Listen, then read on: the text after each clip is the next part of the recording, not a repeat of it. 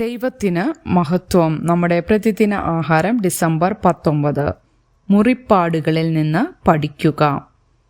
അവൻ പെനിയേൽ കടന്നു പോകുമ്പോൾ സൂര്യൻ ഉദിച്ചു. എന്നാൽ തുടയുടെ ഉളുക്കു നിമിത്തം അവൻ മുടന്തി നടന്നു. ഉൽപ്പത്തി പുസ്തകം 32 അധ്യായം 31 വാക്യം. ഫെയ് അവളുടെ വയറിലെ മുറിപ്പാടുകളിൽ തൊട്ടു. അന്നനാള ആമാശയ ക്യാൻസർ നീക്കം ചെയ്യാനുള്ള മറ്റൊരു ശസ്ത്രക്രിയയിലൂടെ അവൾ കടന്നുപോയി. ഈ സമയം ഡോക്ടർമാർ അവളുടെ വയറിൻ്റെ ഒരു ഭാഗം നീക്കം ചെയ്യുകയും അവരുടെ ജോലിയുടെ വ്യാപ്തി വെളിപ്പെടുത്തുന്ന ഒരു വലിയ മുറിപ്പാട് അവശേഷിപ്പിക്കുകയും ചെയ്തു.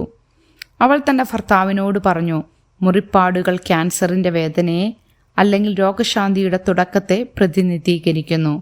രോഗശാന്തിയുടെ പ്രതീകമായി ഞാൻ എൻ്റെ പാടുകളെ തിരഞ്ഞെടുക്കുന്നു. ദൈവവുമായി രാത്രി മുഴുവൻ മൽപ്പിടുത്തം നടത്തിയതിനു ശേഷം യാക്കോബ് സമാനമായ ഒരു തിരഞ്ഞെടുപ്പിനെ അഭിമുഖീകരിച്ചു. സ്വർഗീയ എതിരാളി യാക്കോബിൻ്റെ തുടയുടെ തടത്തിൽ ഇടിക്കുകയും അതിൽ തളർന്നുപോയ യാക്കോബ് തോൽവി സമ്മതിക്കുകയും ചെയ്തു. പക്ഷേ ഒരു മുടന്ത് അവശേഷിച്ചു.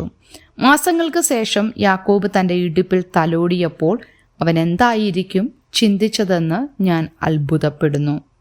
ഈ നിർഭാഗ്യകരമായ പോരാട്ടത്തിന് നിർബന്ധിതമായ തൻ്റെ വഞ്ചനയുടെ വർഷങ്ങളെക്കുറിച്ച് യാക്കോബ് ഖേദിച്ചിരുന്നുവോ? ആരാണെന്ന് സമ്മതിക്കുന്നതുവരെ യാക്കോബിനെ അനുഗ്രഹിക്കാൻ വിസമ്മതിച്ചുകൊണ്ട് ദൈവദൂതൻ അവനിൽ നിന്ന് സത്യം പുറത്തു കൊണ്ടുവരാൻ പോരാടി. താൻ കുതികാൽ പിടിച്ചവൻ ആണെന്ന് യാക്കോബ് സമ്മതിച്ചു. അവൻ തൻ്റെ സഹോദരൻ ഏശാവിൻ്റെയും അമ്മായിയപ്പൻ ലാബാൻ്റെയും നേരെ തന്ത്രങ്ങൾ പ്രയോഗിച്ചു. അവരിൽ നിന്ന് നേട്ടം കൊയ്യാൻ ശ്രമിച്ചു.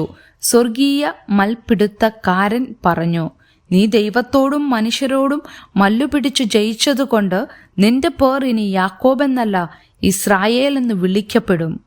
യാക്കോബിൻ്റെ മുടന്ത് അവൻ്റെ പഴയ വഞ്ചനാ ജീവിതത്തിൻ്റെ മരണത്തെയും ദൈവത്തോടൊപ്പമുള്ള അവൻ്റെ പുതിയ ജീവിതത്തിൻ്റെ തുടക്കത്തെയും പ്രതിനിധീകരിക്കുന്നു. യാക്കോബിൻ്റെ അവസാനവും ഇസ്രായേലിൻ്റെ തുടക്കവുമായിരുന്നു അത്. അവൻ്റെ തളർച്ച അവനെ ദൈവത്തിൽ ആശ്രയിക്കാൻ പ്രേരിപ്പിച്ചു. യാക്കോബ് അപ്പോൾ ദൈവത്തിലും ദൈവത്തിലൂടെയും ശക്തമായി മുന്നേറി. ചിന്തിക്കുക, നിങ്ങൾക്ക് എന്ത് ആത്മീക മുറിവുകളാണുള്ളത്? മോശമായ ഒന്നിൻ്റെ അവസാനത്തെയും പുതിയതിൻ്റെ തുടക്കത്തെയും അവ എങ്ങനെ പ്രതീകപ്പെടുത്തുന്നു? ദൈവത്തിന് മഹത്വം.